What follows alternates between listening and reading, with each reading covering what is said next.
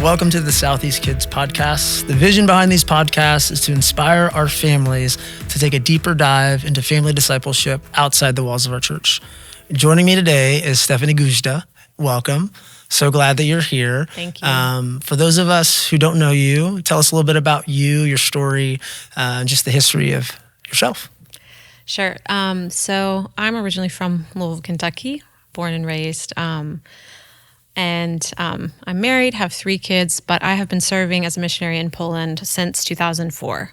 My story in a nutshell, I thought I was only going to take a year off of college and do a year-long missions internship, but that year turned into a lot more. Absolutely. So I went over as a 20-year-old and I met my husband and we got married over there, and it's been just a really wonderful journey. So when I left, I was a part of the Vine ministry back in the day here at Southeast, and then left to do missions. So yeah, that's my story.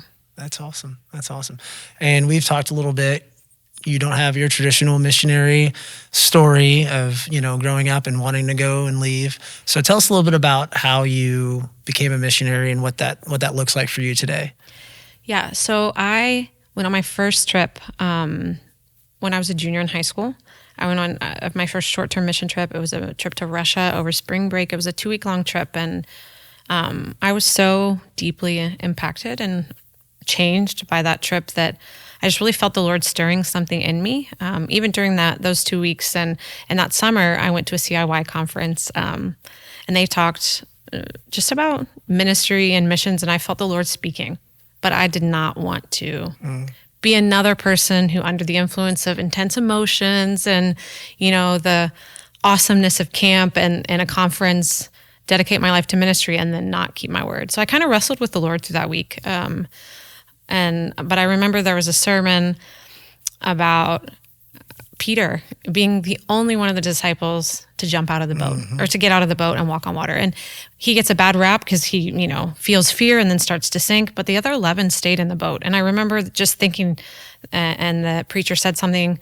Now, of course, I can't remember the exact words because it's been a few years, but he said something like, "What is the boat that you need to step out of in faith?"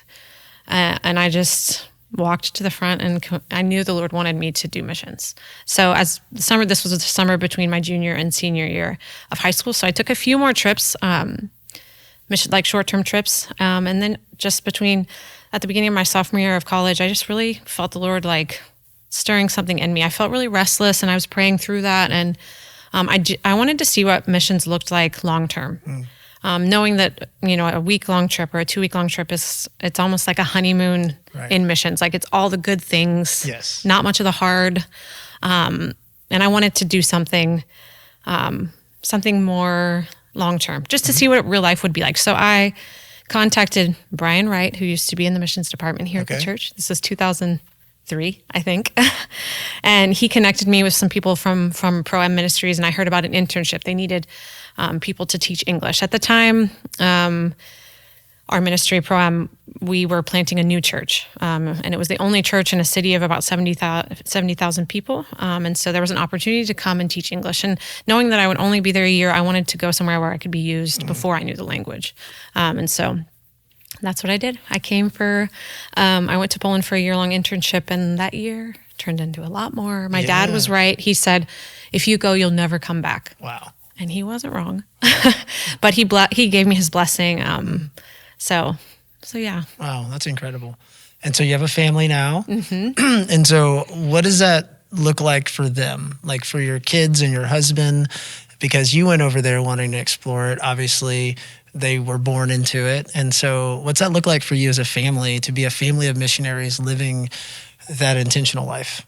Yes. So my husband and I met doing ministry. He was already working with the ministry that I was with. So immediately we knew that that's where we wanted to be, was in ministry together. And so as our kids were born, it just kind of felt very natural to do ministry with them as much as we could, whether it be our ministry does camps.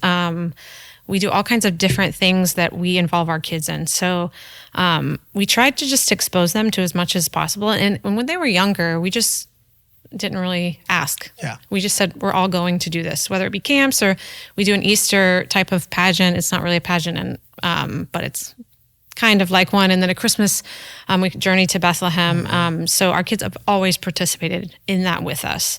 As they got older, sometimes they had to be voluntold. That's Right. what we call it, to do things or to, to be involved with us. And, sometimes I don't know that we always did the right thing, but of course we sometimes gave them choice. And sometimes we just said, this is what we're doing as a family.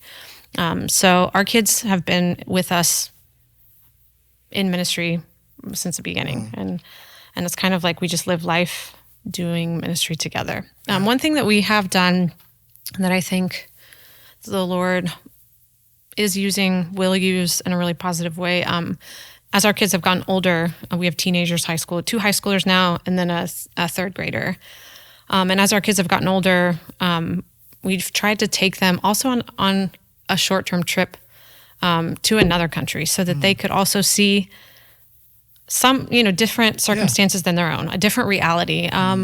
So my husband took my son when he was a few years ago to Zimbabwe, and they were able to work with people, in extreme poverty. And I think that for him was really powerful. I think the Lord will use it later in life too. But that was one thing that I think was really powerful for him. For us, Poland is our normal, it's our reality. So it's kind of just for them how we do life. Whereas this trip to Zimbabwe was a really powerful experience for him. Something you said earlier that just really struck me was, what boat is it that you need to step out of? So fast forward now, how are you encouraging or modeling for your kids how to step out of the boat? Or what are the boats you see them having to step out of and into what God has for them? That's a great question. For us, and I know, hopefully, you can hear my heart. For me, this isn't like a formula. I'm saying everybody should do it one way because hopefully, we'll see fruit. Sometimes, like, our kids go through different challenges where they have to decide for themselves, I want to follow Jesus. I want to for myself. So that's my prayer for my kids always.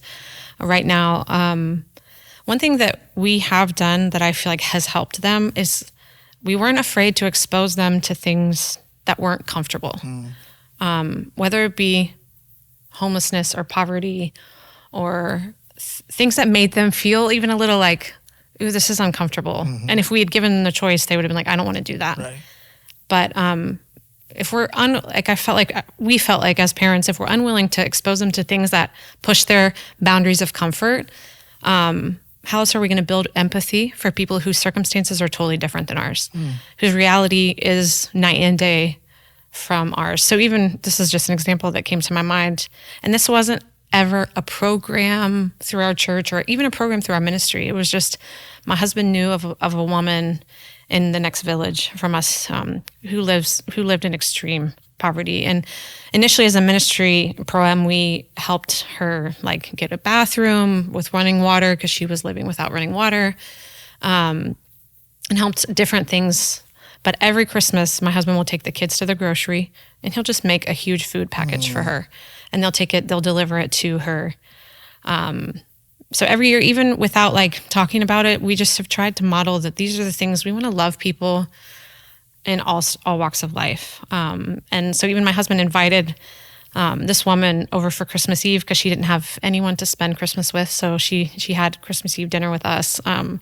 He's really gifted in that. He may have been a better person to sit here than me, but he's really gifted in loving people from all walks of life. And so I don't know if that answers your question, but for them, I feel like that boat of comfort, this is easy and convenient for me. We've tried to kind of encourage them and push them, hey, you can go farther than that. It feels hard.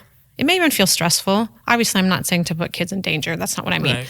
But whether it be working with, like I said, people who are homeless or people who live in poverty, or even just people from all walks of life, because the gospel message is for all people, not just a specific group that we think should hear it or that we think is more deserving, but the message is for everyone. And so that's kind of the boat that I've tried to encourage them to get out of. No, I love that. That was perfect. So as we wrap up, how would you encourage families, maybe not a short-term mission trip, maybe not moving to another country, but like, what are some simple ways that they can just be involved in missions, and incorporate that with their family? I think that each and every one of us, and I know that we talk about this, I feel like even as I've been at Southeast this last couple months, but like living your life on mission with the Lord. So in everyday life, how do we open our eyes and our hearts to see where God would have us work? So we try, and even as we pray with the kids, just to pray about that, like God, where do you want us? Who do you want us to talk to today? Maybe it's someone who's lonely at school, or maybe it's someone who's not sitting with anyone else at lunch, or maybe it's someone who other people are being mean to. So how can we like do that in everyday relationships? But also, we try to encourage our kids to serve with us. Sometimes they don't always agree. I'm not going to lie. It's not always easy. And, in our situation specifically, it hasn't always been easy. But as much as we can, we try to encourage them to serve with us. And one thing I always think about is like here in the States, for us, our churches are a lot smaller.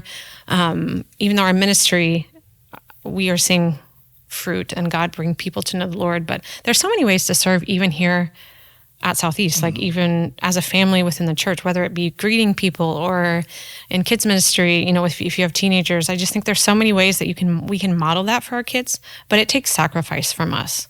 And I think that sacrifice is something that we can model on a daily basis for our kids, but it costs us something too as parents.